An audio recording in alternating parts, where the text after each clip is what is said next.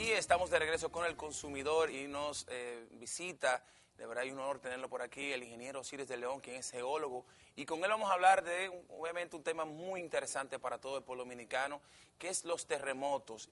Y quisiéramos, más que hablar de lo que de lo que sucedió, ingeniero, del tema de Haití, yo quisiera un poco ilustrar al pueblo dominicano qué es un terremoto per se, qué hace que ocurran terremotos, y un poco ilustrarnos con respecto a este tema que nosotros, que estamos en un país, obviamente que tenemos muchas fallas y que puede ocurrir, y ya nos hemos dado cuenta de que sí se puede ocurrir terremotos en el país, pero desconocemos muchas veces qué hacer, qué lo produce. Nos gustaría que nos ayudara un poquito con eso. Te voy a comenzar, Pablo, con algo muy simple. En la Luna no hay terremotos. ¿Por qué no hay terremotos? Porque el núcleo de la Luna está frío. Si nosotros hiciéramos un ejercicio de niño, un ejercicio infantil, tú y yo, y pudiéramos entrar una manguera infinita al núcleo de la Tierra y apagarlo, se acabarían los terremotos.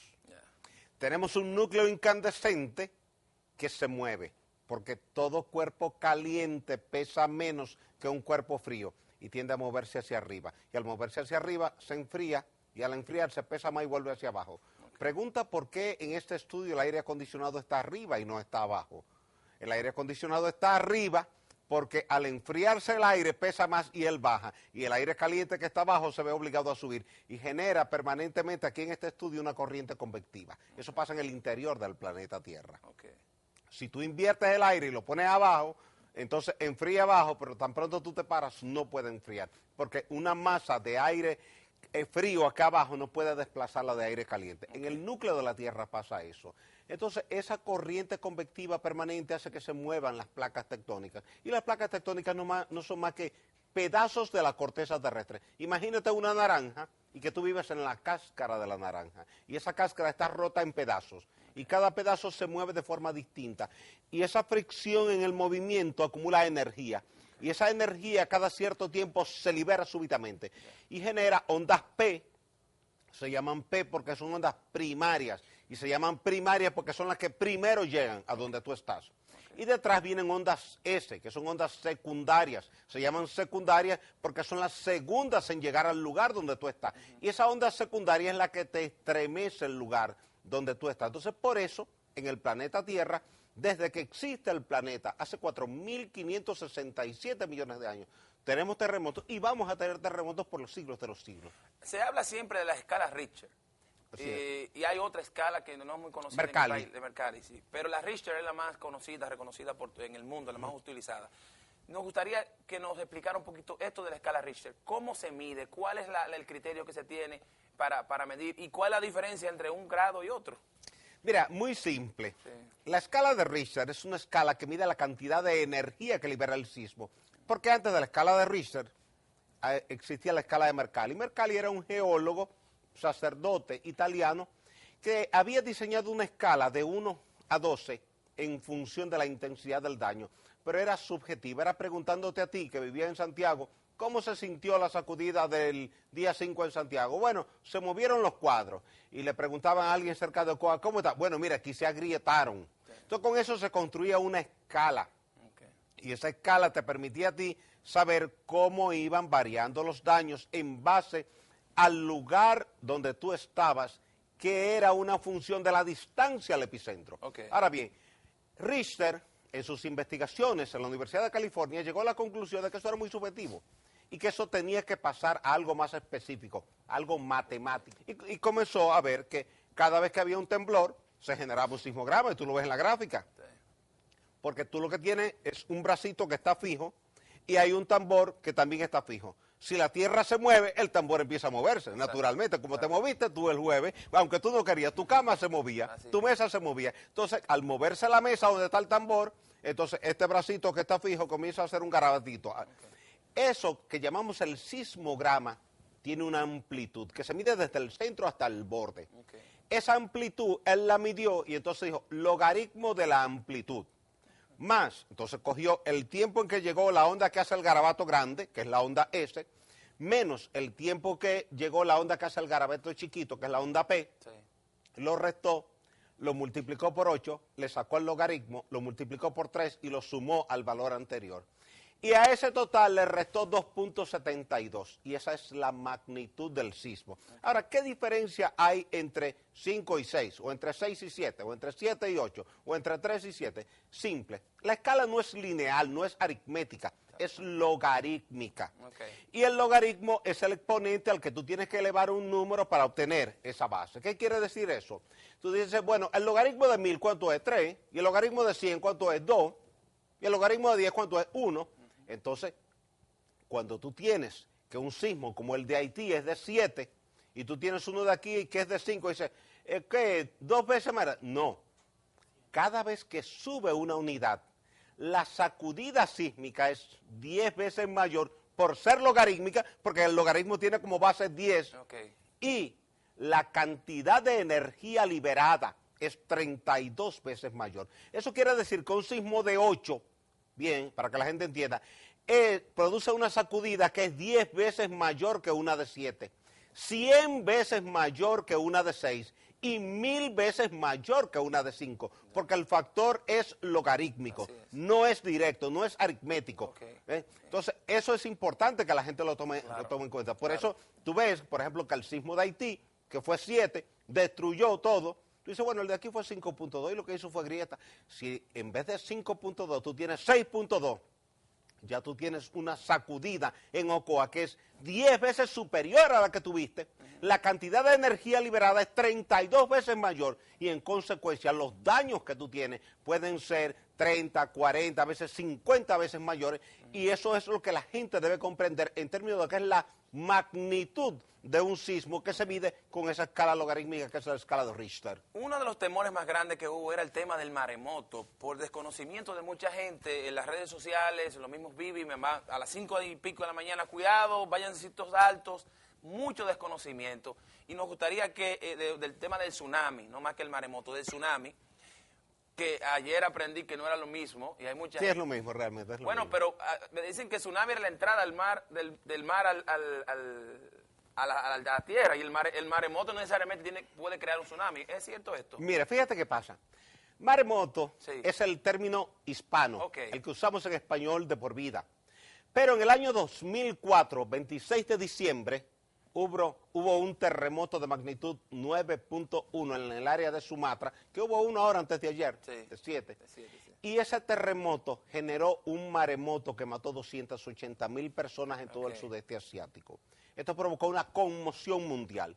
Y todos los periódicos del mundo utilizaron la palabra tsunami. ¿Por qué? Porque tsunami es un término japonés que quiere decir ola grande que llega al puerto. Entonces los japoneses, los tailandeses, los chinos utilizan tsunami.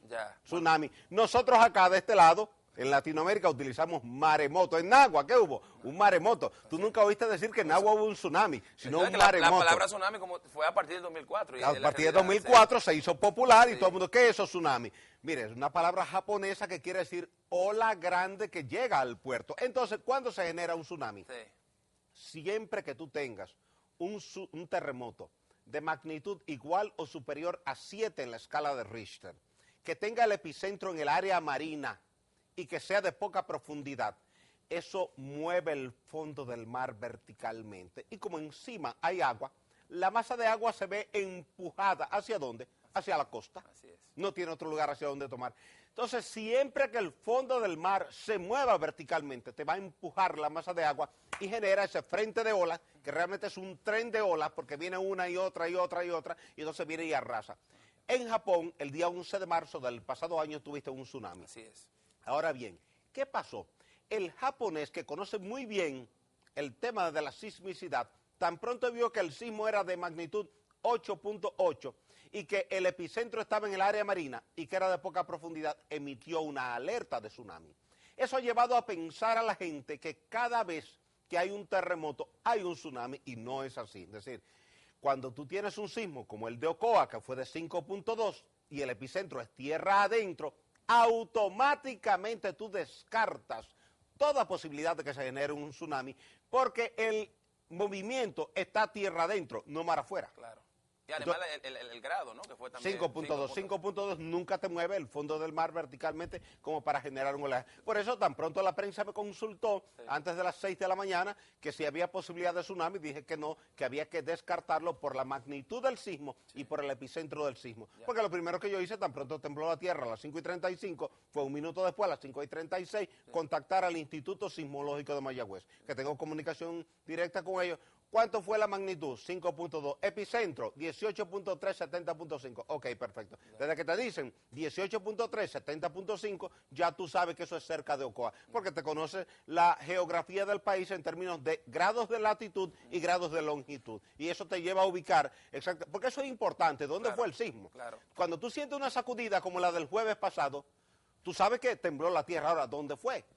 Así es. ¿Fue en Haití? ¿Fue en Santiago? ¿Fue en Santo Domingo? Bueno, ¿Fue en que San parte Pedro? del temor. ¿Fue en Puerto Rico? Para ¿Dónde? mí Tú fue no parte sabes. del temor, y ahora que usted menciona eso, porque yo sentí el de Haití, lo sentimos, yo lo sentí en mi casa, y decía, bueno, este fue más fuerte. Sí. Si fue en otro lugar, lo que pasó en ese sitio fue un Está desastre, demolido. se acabó, o sea, no existe. Tienes razón. Yo pensé eso, porque Claro. bueno, si el de Haití yo lo sentí, pero no fue más leve, y Haití pasó lo que pasó, imagínate en este. Claro. Tenemos que hacer una pausa, ingeniero. Cuando regresemos, yo quisiera que, ya que nosotros un poco ilustramos a la gente con respecto a esto, yo quisiera que usted nos dijera qué hacer en caso de un terremoto. Regresamos después de la pausa.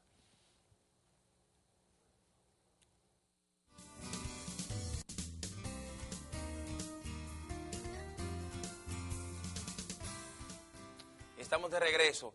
No queríamos desaprovechar la oportunidad de tener al ingeniero Osiris de León aquí para que nos comentara de lo creo que es lo más importante que debemos hablar aquí. ¿Qué hacer en caso de un terremoto? Nosotros en la República Dominicana, decía al inicio del programa, tenemos muy poca información con respecto a las medidas a tomar. Gente que corre, ingeniero, gente que se monta por la escalera y empieza a correr, gente que sale y se mete dentro del carro, o gente que sale a la calle.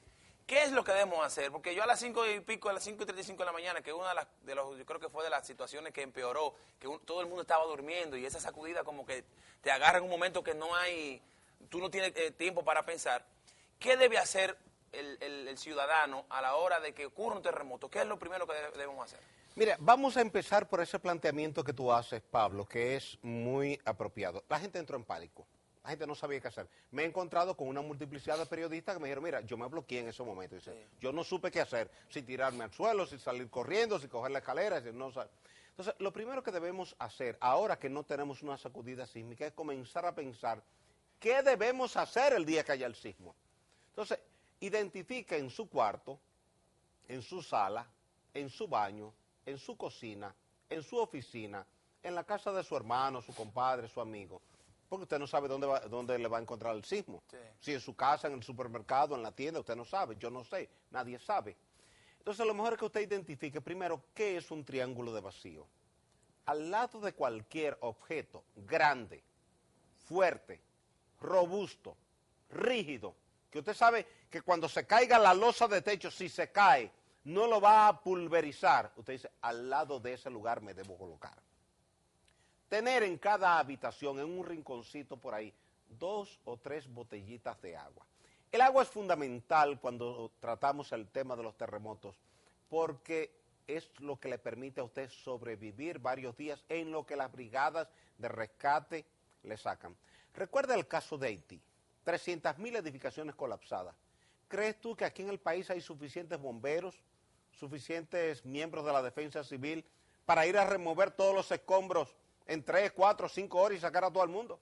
Va a tener que venir brigadas de rescate de Holanda, Bélgica, Finlandia, Dinamarca, México, Estados Unidos, Puerto Rico, Venezuela, de todas partes.